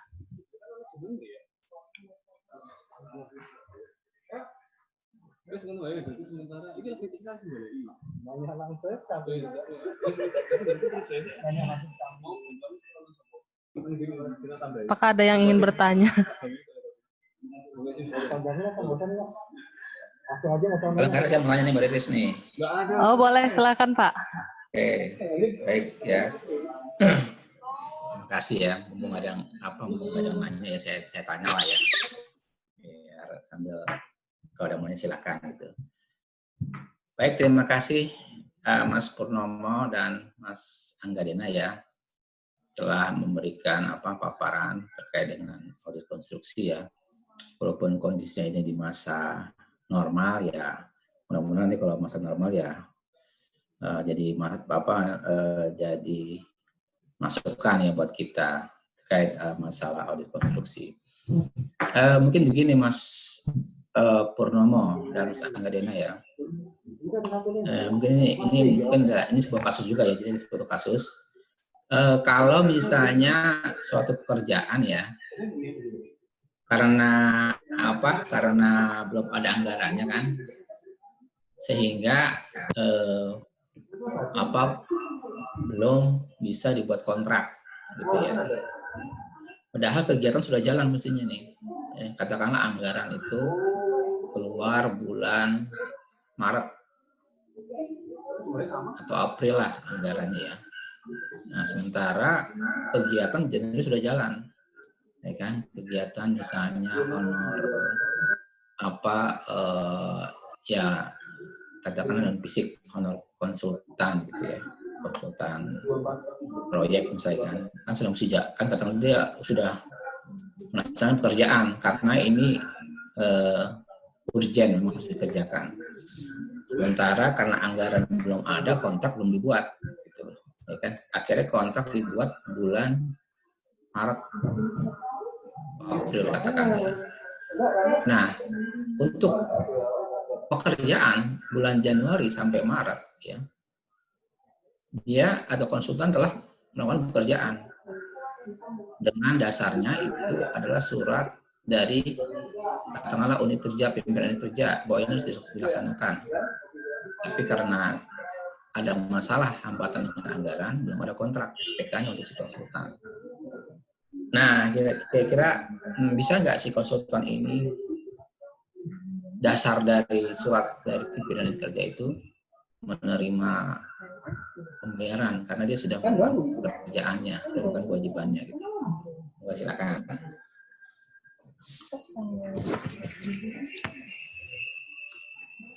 Pak Pur yang jawab. Oh. Belum nggak masalah sih, kita mau pakai data. Mungkin coba saya ini ya Pak ya. Jadi ada suatu kegiatan ini belum ada anggarannya dan belum ada kontraknya. Tapi kegiatan tersebut sudah dilakukan. Bilanglah kegiatannya itu dilakukan di bulan Januari. Sedangkan anggarannya dan kontraknya baru dibuat di bulan Maret. Dengan dasar surat dari pimpinan unit kerja. Kemudian apakah konsultan bisa mengakui kegiatan tersebut ya Pak ya? Konsultan bisa nggak dibayar atas kegiatan yang telah dilakukan pada bulan Januari sampai dengan Maret. Karena dia telah melakukan kewajibannya, ya melakukan kewajiban sebagai konsultan di bulan Januari sampai dengan Maret berdasarkan surat permintaan dari pimpinan unit kerja atau surat dari pimpinan unit kerja di pusat misalkan bahwa ini harus dilaksanakan dari bulan Januari. Cuma ada halangan, hambatan anggaran yang terlambat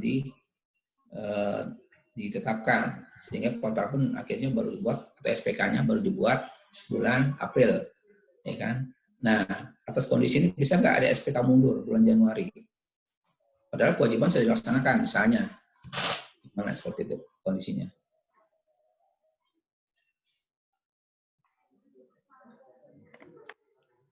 Di mana Pak Pur jelas kah Pak? Atau ada yang kurang jelas pertanyaannya Pak?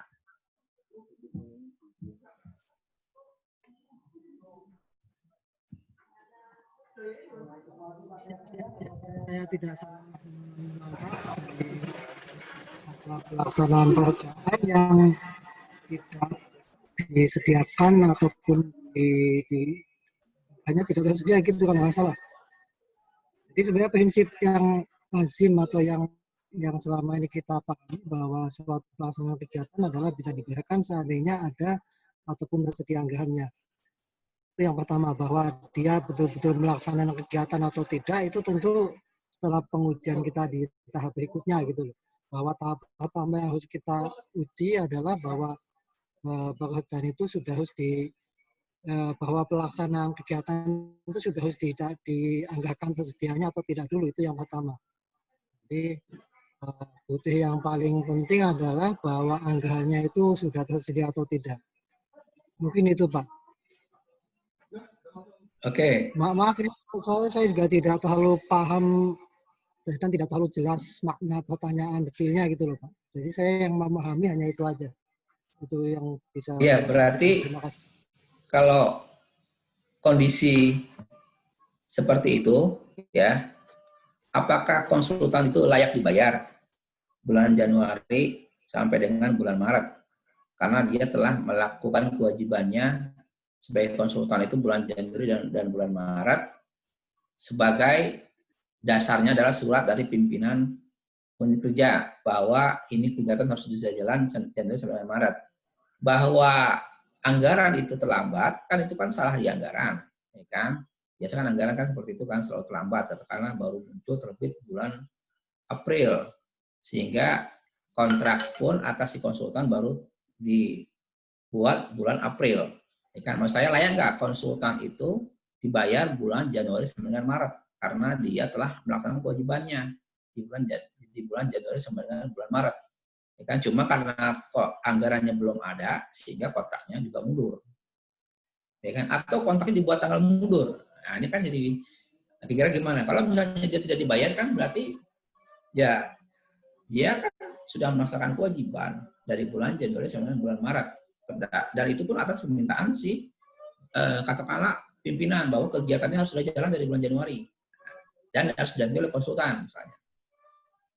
Kira-kira layak nggak si konsultan itu dibayar di bulan Januari sampai bulan Maretnya gitu? Kalau kondisi seperti itu, ya kan? Jadi yang menurut saya yang paling penting adalah bahwa bisa enggak pihak-pihak yang mempunyai kompetensi di situ, katakanlah PPK, Pak ya, KPA dan KPA atau KPA apa ya, itu bisa nggak dia mengusulkan ketersediaan anggaran kepada pihak yang berwenang gitu. Itu yang paling penting, Pak. Tentunya kalau pihak sampai itu bisa menyediakan anggaran tersedia, tentunya bisa dilakukan pembayaran sepanjang bahwa dokumen kegiatan pelaksanaan kegiatannya itu bisa dipertanggungjawabkan. Gitu. Itu pendapat pribadi saya sih, Pak. Saya kan tentunya kita harus mengevaluasi dulu prosedur pengajuan atau penganggarannya itu bagaimana, itu harus kita evaluasi lebih dalam. Jadi menurut saya tidak terbatas pada dokumen legalitas penandatanganan kontrak bisa berlaku surut atau tidak. Tapi menurut saya juga perlu kita evaluasi apakah prosedur pengajuan pengusulan anggaran juga sudah sesuai atau tidak. Oke, berarti kesimpulannya Pak Saipul. ya, Pak Saipul. Ya. Boleh Pak. Coba mungkin ini ya saran kali ya Pak Ipul ya. Silakan. Boleh Pak Ipul. Siapa nih? Mohon maaf saya telat bergabung Pak Pur. Bagus sekali nih PPM ini. Saya terus terang telat baca WA nih tadi ini. Jadi gini Pak Ipul. Yang Pak Ipul pertanyakan itu mungkin begini, itu di zaman COVID atau normal? Kalau saya sepengetahuan saya Pak ya, kalau normal itu tidak boleh.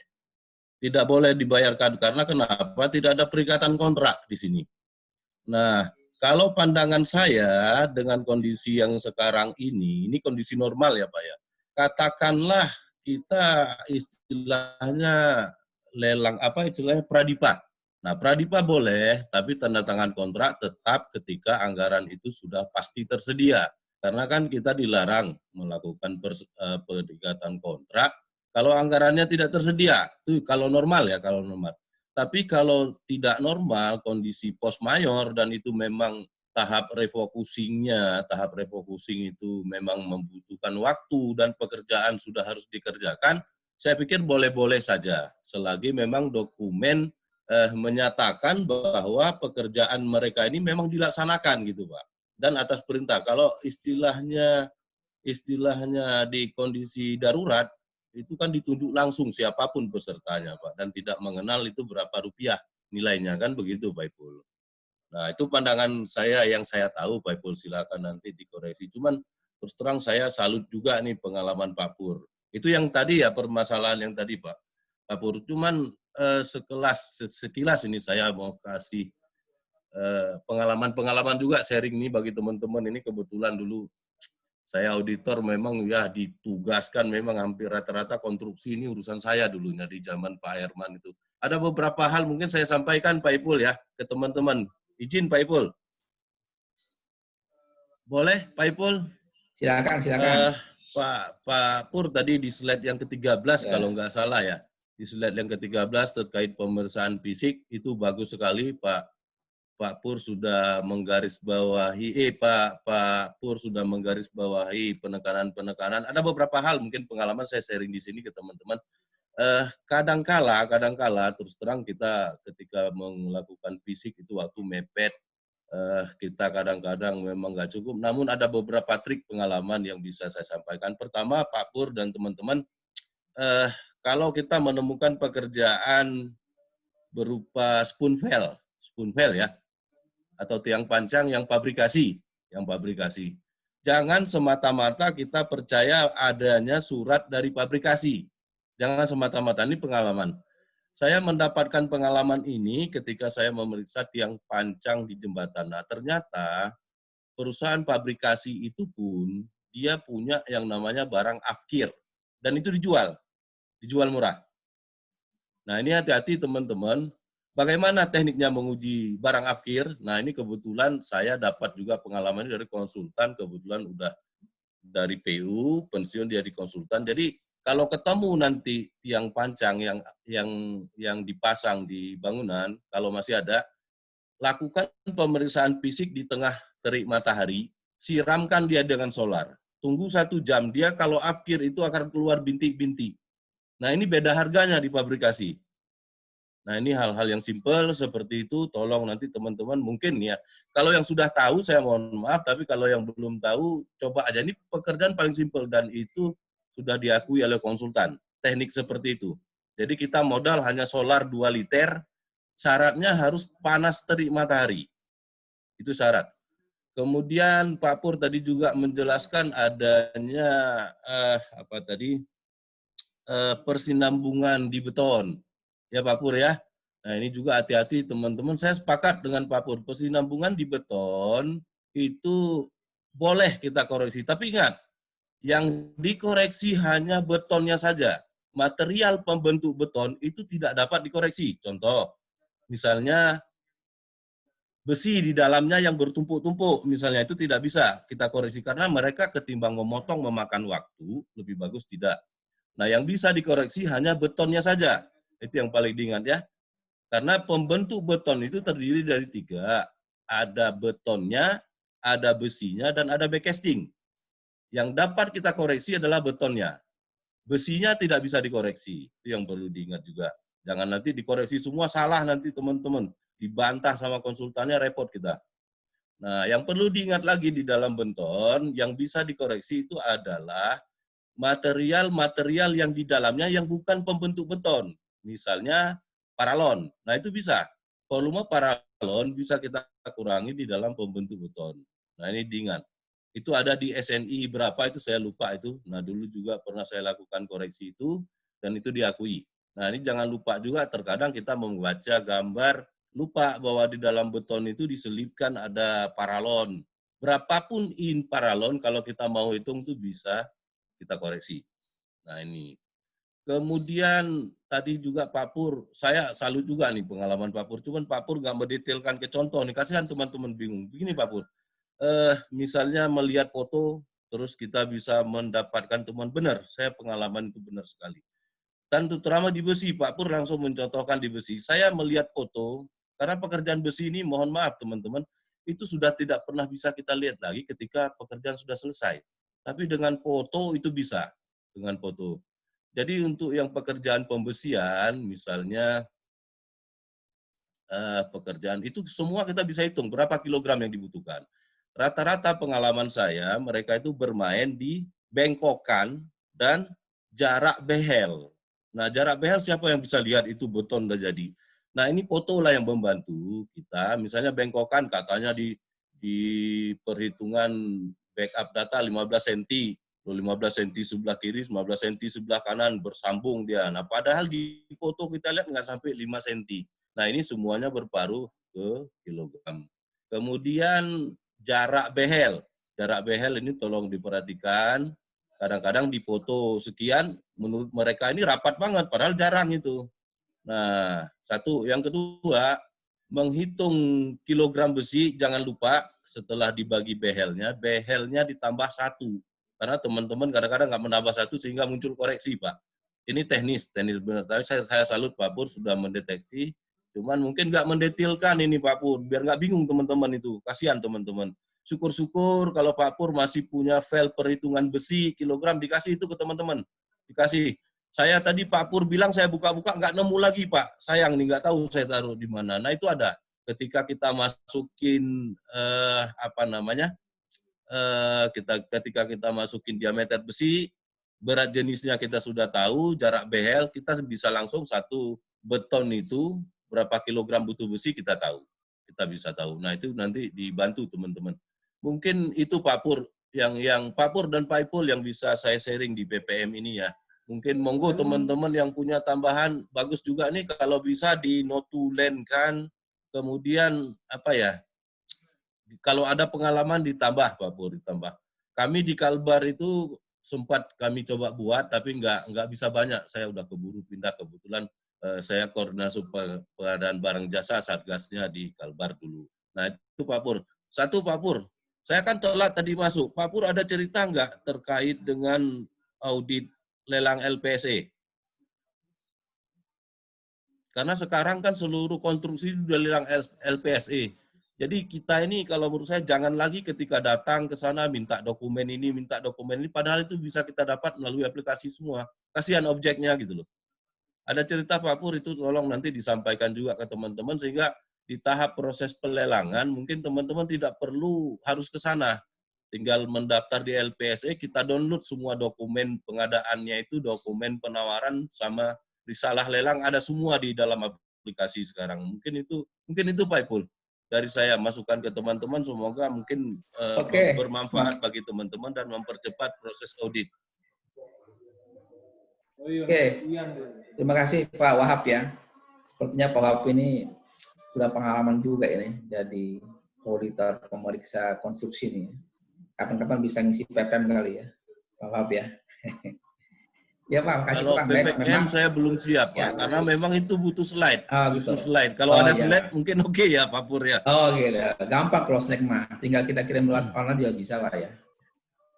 Oke Pak, kalau dokumentasi ini kebenaran besar honornya Pak Ipul. Ya. Kalau dokumentasi kebenaran PPM kita record nih, ya kan? Nanti kita masukkan ke YouTube gitu kan. Nanti yang bikin siap Pak Ibu. Yang masuk nanti Riris katanya Pak Riris masukkan ke YouTube. Baik, makasih Pak Wahab ya. Jadi tadi baiklah lagi ke pertanyaan saya tadi, berat kesimpulan Pak Wahab tadi bahwa kalau di kondisi ini ya, di kondisi tidak normal mungkin katanya bisa. Kalau di kondisi normal ya nggak bisa ya gitu. Tapi kalau misalnya saya sih melihatnya sih memang ini kan masih debatable nih, karena kan pertama kalau saya lihat sih anggaran kan memang kan mungkin jangan-jangan sudah terbiasa kan mundur gitu ya. Anggaran biasanya kan mau mundur atau terlambat ya. Sementara kegiatan kan tidak boleh terlambat misalnya seperti itu kan. Ya karena kondisinya memang ada suatu kegiatan proyek misalnya kan seorang konsultan memang yang tidak bisa dimundurkan gitu loh kan. Januari udah mesti start, udah mesti go gitu. Cuma karena anggarannya mundur sehingga kontrak pun tidak bisa dibuat kan, nunggu anggaran ditetapkan dulu di atau di PA-nya barulah dibuat kontrak. Nah, sementara padahal dia sudah melakukan kegiatan, tapi oke lah ini masih debatable ya. Nanti menurut saya tinggal tergantung judgement auditor aja. Baik, saya pikir mungkin saya serahkan ke moderator. Kalau nggak ada pertanyaan lagi ya silakan ditutup. Kalau ada mungkin masih dikasih kesempatan Bu moderator, monggo silakan. Ya, terima kasih Pak Wahab informasinya bagus sekali untuk menambah pengetahuan bagi kita semua. Kemudian saya ada lihat yang raise hand nih, Bapak Rival. Silahkan singkat aja ya Pak. Oh ya Pak, izin Pak nanya. Ini kan kalau misalnya ada pekerjaan konstruksi sudah direncanakan dari tahun lalu, dilaksanakan pada tahun sekarang. Tiba-tiba nih kan kondisi pandemi gini, harga barang naik. Karena kebetulan misalnya konstruksi ini hampir 50% menggunakan barang impor. Nah, di saat harga seperti ini, si pelaksana sama PPK mengambil keputusan akhirnya menaikkan adendum harga melebihi 10% daripada pagu. Karena nggak mungkin nih mengurangi kuantitasnya. Nah itu kita nanti pas kita meriksa tuh tanggapan kita sebagai auditor kayak gimana Pak ya?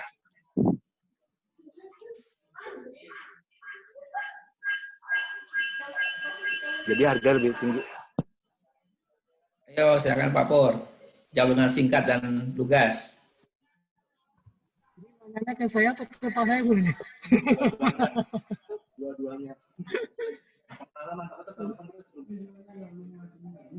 Jadi gini ya, kalau saya gitu kan, jadi kita lihat dulu di sana di dokumen katakanlah yang disusun oleh susunan berencana ataupun oleh apa namanya harga penawaran yang diberikan oleh penyedia, dia jangka waktunya kapan itu dulu yang kita pegang.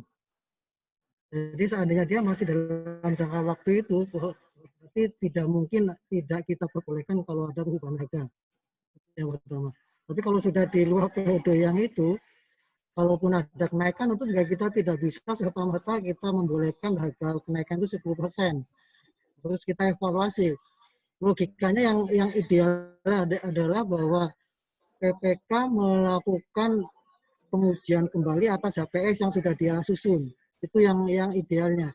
Jadi PPK harus melakukan mengkaji dulu harga pasar yang wajar itu berapa.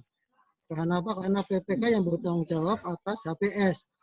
Jadi PPK mestinya melakukan evaluasi ulang harga satuan wajar yang berlaku sampai pada saat ini atau katakanlah saat pandemi COVID itu berapa, harus dievaluasi ulang. Jadi tidak serta-merta harus dinaikkan 10%. Ya, kalau semua dinaikkan dengan 10% malah kita jadi aneh, ini dasarnya dari mana naik 10% itu. Itu pendapat saya pribadi. Mungkin Pak Saiful atau teman-teman atau Pak Wahab yang lebih pengalaman kaitannya dengan penganggaran, barangkali bisa memberikan masukan, silakan. Terima kasih dari saya. Ya, memang itu sebenarnya sih kalau kasus tadi itu diatur di SE LKPP nomor 4 ya.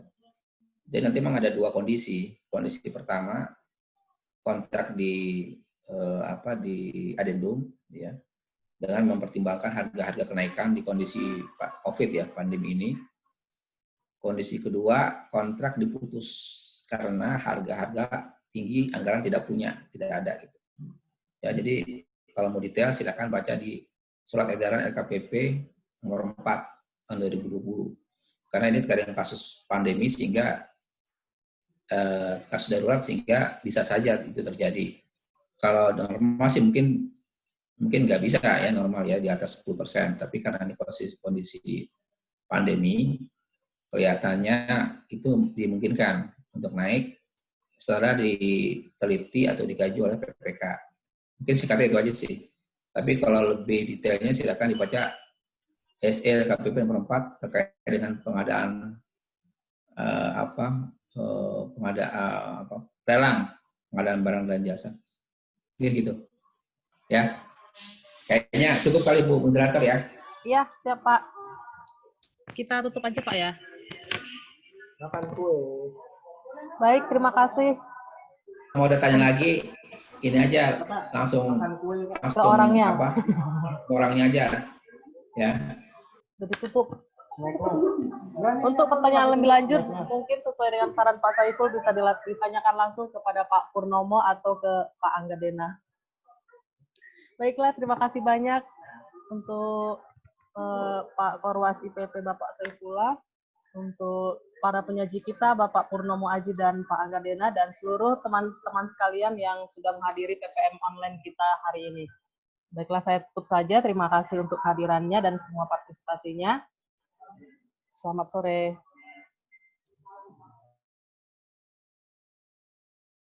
Aplaus dulu buat Mas Purnomo dan Mbak Mas Dena.